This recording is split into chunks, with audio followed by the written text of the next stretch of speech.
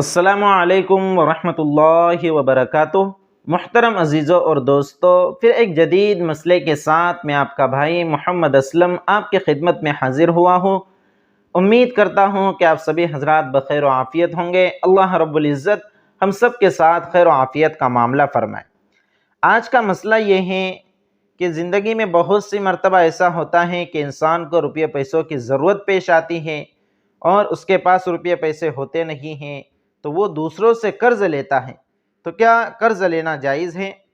تو یاد رکھیے کہ شریعت کی اس سلسلے میں یہ رہنمائی ہے کہ بغیر کسی ضرورت شدیدہ کے کسی سے قرض نہیں لینا چاہیے۔ قرض لینا یہ کوئی اچھی چیز نہیں ہے۔ بعض مرتبہ ایسا ہوتا ہے کہ آدمی قرض کے دلدل میں ایسا پھنستے جاتا ہے کہ اس سے باہر نکل ہی نہیں پاتا۔ اس لیے بلا ضرورت شدیدہ کبھی کسی سے قرض نہیں لینا چاہیے۔ اگر ضرورت پیش آ جائے تو پھر ایسے شخص سے قرض لے جو قرض کے اوپر سود کا مطالبہ نہ کرے، جو قرض کے اوپر بیاج کا مطالبہ نہ کرے، یعنی غیر سودی قرض لے، قرض حسنہ کسی سے لے۔ اور قرض دینے والا شخص اسے اپنے لیے ثواب کی چیز سمجھے۔ اگر کوئی شخص کسی سے قرض مانگتا ہے اور سامنے والے کے پاس قرض دینے کی وسعت اللہ رب العزت نے اسے دی ہوئی ہے تو وہ اس قرض کے اوپر ثواب کی امید رکھتے ہوئے اس ضرورت مند کو، اس حاجت مند کو قرض کی رقم دے دے اور اپنی اس قرض کی رقم کے اوپر سامنے والے قرض دار سے زائد رقم کا مطالبہ نہ کرے، سود کا مطالبہ ہرگز نہ کرے۔ اس لیے کہ قرض دینا یہ بڑی ثواب کی چیز ہے، بڑی فضیلت کی چیز ہے، بلکہ کتابوں میں یہاں تک لکھا ہے کہ قرض کا ثواب یہ صدقے کے ثواب سے زیادہ ہے، 18 گنا اس کا ثواب زیادہ ہوتا ہے۔ اس لیے اپنی قرض کی رقم کے اوپر زائد رقم کا مطالبہ کر کے ہرگز اپنے ثواب کو ضائع نہ کریں اور جس طرح سودی معاملہ کر کے اپنی آخرت کو ضائع نہ کرے، اپنی آخرت کو برباد نہ کرے۔ محترم عزیزوں اور دوستوں، لیکن بعض مرتبہ ہوتا یوں ہے کہ کچھ لوگوں کو قرض مانگنے کی عادت ہوتی ہے اور وہ قرض واپس لوٹاتے نہیں ہیں، واپس دیتے نہیں ہیں۔ اس لیے یہ جو قرض دینے والے حضرات ہوتے ہیں، جو قرض حسنہ کے طور پر رقم دیتے ہیں، تو یہ لوگ بھی احتیاط کرتے ہیں اور کوئی ان سے جب قرض مانگتا ہے تو یہ بطور اعتماد اور وثیقے کے سامنے والے شخص سے اپنے پاس کوئی چیز گروی رکھنے کا مطالبہ کرتے ہیں۔ تو کہ اس طرح سامنے والے شخص کی کوئی چیز اپنے پاس گروی رکھنا جائز ہے؟ تو یاد رکھیے کہ اگر قرض دینے والا شخص اس بات کا مطالبہ کرے کہ میں آپ کو قرض دیتا ہوں لیکن آپ کو اپنی کوئی چیز جیسے اپنا مکان ہے یا آپ کی گاڑی ہے اسے ہمارے پاس گروی رکھنا ہوگا، تو اس طرح اس کا مطالبہ کرنا جائز ہے، اس لیے کہ وہ آپ کو قرض دے رہا ہے، وہ آپ کو اپنی رقم دے رہا ہے، تو بطور اعتماد کے اگر وہ کسی چیز کا مطالبہ کر رہا ہے تو یہ جائز ہے، اس میں کوئی حرج نہیں ہے۔ اسے شریعت کی اصطلاح میں رہن کہا جاتا ہے، گروی رکھنا اسے عربی زبان میں رہن کہا جاتا ہے، اور جو شخص اپنی ملکیت کسی کے پاس گروی رکھ رہا ہے اسے راہن کہا جاتا ہے، اور جس کے پاس وہ چیز گروی رکھی جا رہی ہے اسے مرتہن کہا جاتا ہے۔ اب اس سلسلے میں چند باتوں کا خیال رکھنا بہت ضروری ہے کہ مرتہن جو ہوتا ہے یعنی جو قرض دینے والا ہوتا ہے اسے ان باتوں کا خیال رکھنا بہت ضروری ہے کہ اس نے جو سامنے والے شخص سے اس کی کوئی ملکیت کی چیز اپنے پاس گروی رکھی ہوئی ہے جیسے مکان ہے یا گاڑی ہے، تو مرتہن کے لیے اس گروی رکھی ہوئی چیز سے فائدہ اٹھانا، اسے اپنے استعمال میں لانا، اسے کسی دوسرے کو کرائے پر دینا، کسی دوسرے کو استعمال کے لیے دینا، یہ ہرگز جائز نہیں ہے، حرام ہے، ناجائز ہے۔ اس لیے کہ شریعت مطہرہ کا اصول ہے کل قرض جر منفعتا فہو ربا، کہ ہر ایسا قرض جو نفع کو کھینچ کر لائیں وہ شریعت کی نگاہ میں ربا ہیں، سود ہیں، اور شریعت میں ربا اور سود حرام ہے۔ احل اللہ البیع وحرم الربا، کہ اللہ نے بیع یعنی خرید و فروخت کو حلال قرار دیا ہے اور ربا یعنی سود کو حرام قرار دیا ہے۔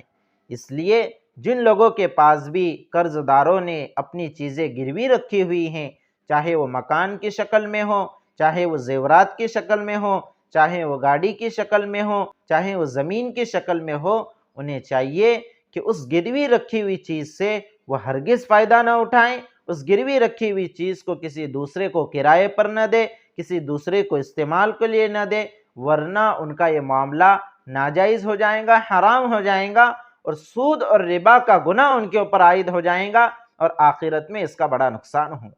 मोहतरम अजीज़ों और दोस्तों, कर्ज देना ये बड़ी सवाब की चीज़ है। कर्ज देने के ऊपर सदक़े से भी ज़्यादा सवाब आदमी को मिलता है। इसलिए अगर कोई ज़रूरतमंद, कोई हाजतमंद आपके पास कर्ज मांगने के लिए आता है और वो वाक़ईतन ज़रूरतमंद है, उसे हाजत है, ज़रूरत है, तो आप उसे बतौर कर्ज के, अगर आपकी हैसियत है आप दे सकते हैं तो उसे रकम दे दे और अपनी कर्ज की रकम पर ज़ायद रकम का उससे मुतालबा ना करें। फिर अगर आपने कर्ज हसना दिया है तो फिर उससे किसी चीज़ का फ़ायदा ना उठाए। ऐसा भी बहुत से लोग करते हैं कि सूद और ब्याज तो अपने कर्ज के ऊपर नहीं लेते, लेकिन जिसे कर्ज दिया है उस कर्जदार से अलग अलग किस्म के काम अपने निकलवाते हैं, अपने काम करवाते हैं। अब वो बेचारा एहसान के तले दबे होता है और उसे इस कर्ज देने वाले की बात मानना पड़ती है। तो याद रखिए कि इस तरह से एहसान जतलाना भी शरीयत में जायज़ नहीं है। अगर कोई नेकी करके एहसान जतलाता है तो उस नेकी का सवाब भी ज़ाय हो जाता है। हमारे अकाबिरीन रहमहुमुल्लाह का तो ये मामूल था कि अगर किसी को कर्ज दिया है तो उसके घर की दीवार के साए में खड़े रहना भी पसंद नहीं करते थे कि कहीं ऐसा ना हो कि ये सूरत भी कुल्लु कर्जिन जर्र मनफातन फहुव रिबन में दाखिल हो जावे और ये सूद में शामिल हो जावे। इसलिए मेरे अजीज़ और दोस्तों, इन बातों का ख्याल रखें। सबसे पहले तो अगर आपको ज़रूरत नहीं है तो किसी से कर्ज हरगिज़ न लें, इसलिए कि कर्ज ये ऐसा दलदल है कि इंसान उसमें जब फंसता चला जाता है तो एक वक्त आता है कि उससे निकल ही नहीं पाता। इसलिए जिन हजरात को कर्ज लेने की आदत होती है, याद रखिए बहुत से लोग ऐसे होते हैं जिन्हें कर्ज मांगने की आदत होती है, कर्ज लेने की आदत होती है और कर्ज ही के ऊपर वो जिंदगी गुजारते हैं। एक वक्त ऐसा आ जाता है ये कर्ज के दलदल में ऐसे फंस जाते हैं कि फिर दूसरों के सामने हाथ फैलाने पर मजबूर हो जाते हैं। बैंकों से सूदी कर्जा लेते हैं, लोन लेते हैं, ब्याज पर पैसे लेते हैं, फिर भी ये कर्ज उनका अदा नहीं हो पाता। इसलिए कर्ज लेने की मजम्मत शरीयत मुतहरा में आई है और शरीयत ने ये रहनुमाई की है कि अगर आपको ज़रूरत नहीं है, अगर आपको हाजत नहीं है, ज़रूरत शदीदा नहीं है, तो आप किसी से कर्ज न लें। और आपको अगर ज़रूरत पेश आ जावे तो फिर आप कर्ज हसना ले, यानी गैर सूदी कर्ज ले। अगर कोई इस तरह कर्ज न दे रहा हो तो अपनी कोई चीज़ गिरवी रखवा कर एतमाद के लिए, अपना घर है, अपनी प्रॉपर्टी है, मिल्कियत की जो भी चीज़ है उसे गिरवी रखवा कर आप सामने वाले से कर्ज ले। फिर जिससे कर्ज लिया है शरीयत ने उसकी रहनुमाई की है कि आप उस गिरवी रखी हुई चीज़ से, जिसे शे मरहून कहा जाता है, उससे आप इस्तेफादा न करें, उससे फ़ायदा न उठाएं, उसे किसी दूसरे को किराए पर न दें, उसे किसी दूसरे को इस्तेमाल के लिए न दें, वरना ये सारी चीज़ें सूद में दाखिल हो जाएंगी और आपका सवाब ज़ाय हो जाएगा और गुनाह आपके ऊपर आयद हो जाएगा। तो मुहतरम अजीज़ों और दोस्तों, अपनी ज़िंदगी के अंदर कनात इख्तियार करें। अल्लाह रब्बुल इज़्ज़त ने जितना रिस्क दिया है, जितने रुपये पैसे हमारे पास हैं, उसी के साथ ज़िंदगी गुजारना सीखे, उसी के साथ ज़िंदगी गुजारना सीखे। अगर हमारे पास रुपये पैसे कम हैं तो हमारे खाने की क्वालिटी उस एतबार से कर दे, पहनने के कपड़े उस कम कीमत के कर दे कि हमारे उतने रुपये पैसों में वो एडजस्ट हो जाएं और हमें किसी दूसरे के सामने हाथ फैलाने की ज़रूरत पेश ना आवे। फिर इस यहाँ पर एक बात ये भी याद रखिए कि जो कर्ज देने वाले लोग होते हैं, जब कर्ज वसूल करने की तारीख आ जावे और वो कर्ज वसूल करने के लिए कर्जदार के पास जावे, तो अगर उसके पास रुपये पैसे नहीं हैं, अभी इंतज़ाम नहीं हुआ है, तो उसे और ज़्यादा दिनों की मोहलत दे दे। कि अहादीस में इसकी भी बड़ी फजीलत आई है कि अगर कोई वक्त पर कर्ज न दे पावे और बाद में जब कर्ज की मुद्दत आ जावे और वो कर्ज न दे पावे तो उसे और मज़ीद दिनों की मोहलत दे दी जावे कि इसके ऊपर हर दिन उसे सदक़े का सवाब मिलेगा।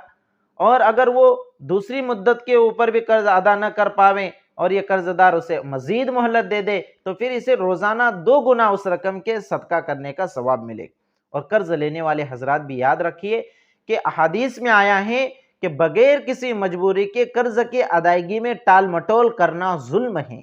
बगैर किसी अदायगी के, बगैर किसी वजह के, बगैर किसी ज़रूरत के कर्ज की अदायगी में टाल मटोल करना ये जुल्म है और जुल्म ये शरीयत मुतहरा में गुनाह कबीरा है। इसलिए अगर आपने किसी से कर्ज लिया है और आपके पास पैसे आ गए हैं, आप वो कर्ज क्या कर दे, सामने वाले को अदा कर दे, تاکہ وہ جب بھی آپ کو دوبارہ ضرورت پیش آوے وہ آپ کی ضرورت کو پورا کر سکے، یا کوئی دوسرا ضرورت مند شخص جو اس کے پاس آئیں وہ اس کی ضرورت کو پورا کر سکے۔ محترم عزیزوں اور دوستو، جن حضرات کے اوپر بہت زیادہ قرضے ہیں وہ اللہ رب العزت سے دعائیں بھی کرتے رہیں کہ اللہ اس قرض کے دلدل سے انہیں باہر نکالیں۔ اس سلسلے میں احادیث کے اندر کچھ دعائیں بھی وارد ہوئی ہیں کہ جن کے